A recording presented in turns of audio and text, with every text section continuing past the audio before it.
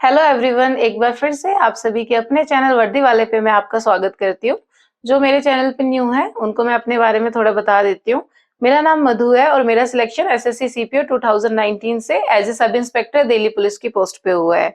आज की वीडियो में हम लोग डिस्कस करने वाले हैं कि पैसेज को कैसे अटेम्प्ट करना है। जो हमारा रीडिंग कॉम्प्रिहेंशन है उसको, प्लस में हमारा क्लोज टेस्ट जो होता है उनको कैसे अप्रोच करना है, कैसे कम टाइम में उनको करना है और कैसे हमें इम्प्रूव कर सकते हैं कि हमारी रीडिंग कॉम्प्रिहेंशन में हम अच्छे से कम नेगेटिव मार्किंग हो और क्लोज टेस्ट में भी हम अच्छे से अटेम्प्ट कर पाए। तो आज की वीडियो स्टार्ट करते हैं आपका ज्यादा टाइम ना लेते हुए। देखिए, सबसे पहले रीडिंग कॉम्प्रिहेंशन की बात कर लेते हैं कि मैं दोनों चीजें डिस्कस कर लूंगी कि मैंने उसको कैसे अटेम्प्ट मैं कैसे करती थी और मैंने कैसे किया था और कैसे मैंने इम्प्रूव किया था और मेरा वे ऑफ अटेम्प्ट कैसा रहता था, किस तरीके से मैं अप्रोच करती थी। रीडिंग कॉम्प्रिहेंशन से स्टार्ट करते हैं।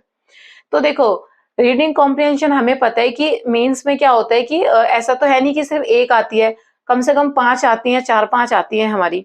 अब उस 4-5 में हम आप खुद लगा लो 5-5 क्वेश्चन होते हैं। अब 1-2 तो जो रीडिंग कॉम्प्रिहेंशन होती है वो ईज़ी होती है, उसको तो सब अच्छे से अटेम्प्ट कर लेते हैं। जैसे कि स्टोरी बेस होती है या थोड़ी मतलब मतलब नॉर्मल लैंग्वेज होती है। आई मीन अगर मैं सीधा-सीधा बोलूँ तो वो एक नॉर्मल लैंग्वेज होती है कि उसको आप नॉर्मली पढ़ोगे ना, उसके क्वेश्चन भी आप पढ़ोगे तो आपको पता चलेगा कि हाँ, अच्छा ये क्वेश्चन है, ये आंसर है, क्योंकि उसको एकदम बहुत नॉर्मल इंग्लिश होगी उसकी। इंग्लिश भी उसकी नॉर्मल होगी।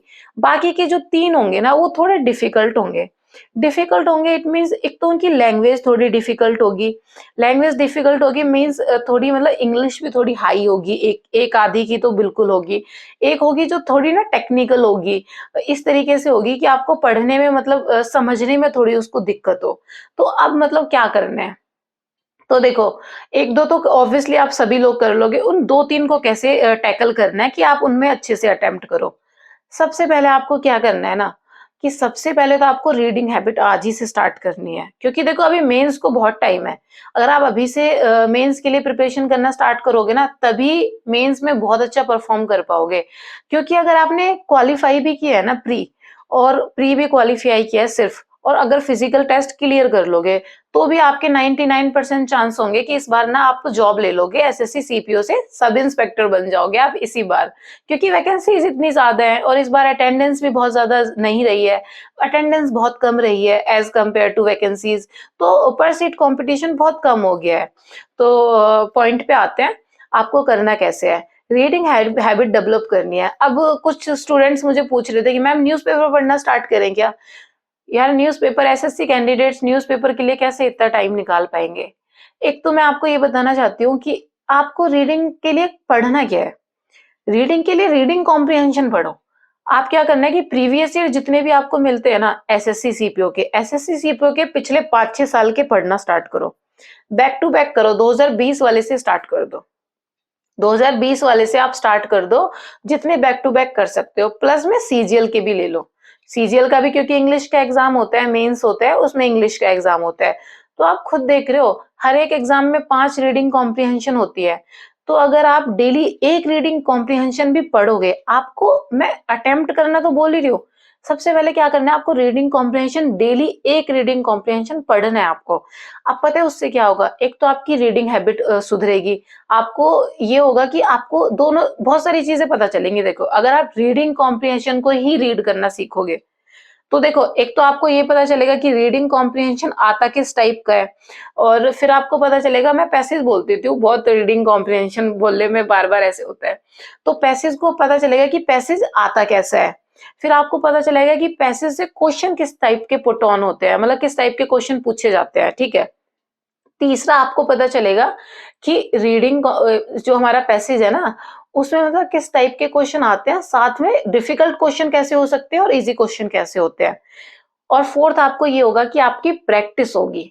आपको, क्योंकि आपको पता चलेगा, तो ये चारों चीजें देख रहे हो आपको कितनी इंपॉर्टेंट है। आप पैसेज पढ़ोगे तो एक तो यही फायदा है कि रीड कर रहे हो आप कोई चीज, तो रीड कर रहे हो इंग्लिश।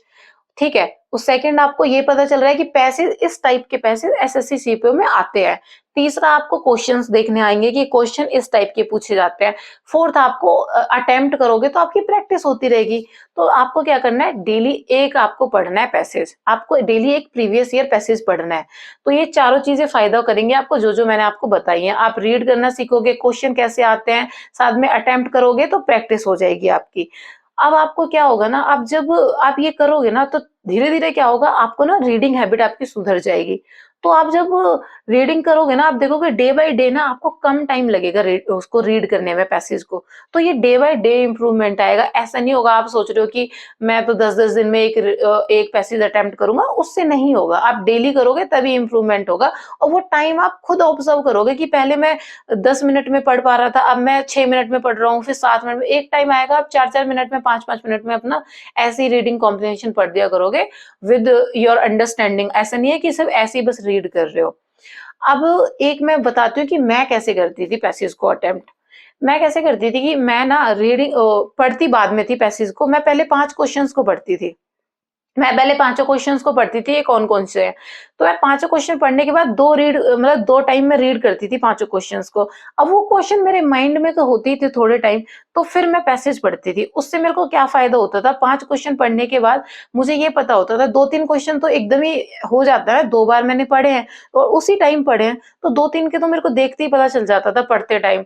अच्छा, इसका ये आंसर है और इसका ये वाला आंसर है, इसका ये वाला आंसर है। तो अगर मुझे 2-3 के भी आंसर मिल गए क्वेश्चन पढ़ने से और पैसेज रीड करते टाइम, तो बचे ही कितने ना 5 से 2 क्वेश्चन बचे, उन 2 क्वेश्चन को तो मैं इजीली अच्छे से भी पढ़ूंगी, तो भी मैं पता कर लूंगी कि हाँ अच्छा ये है।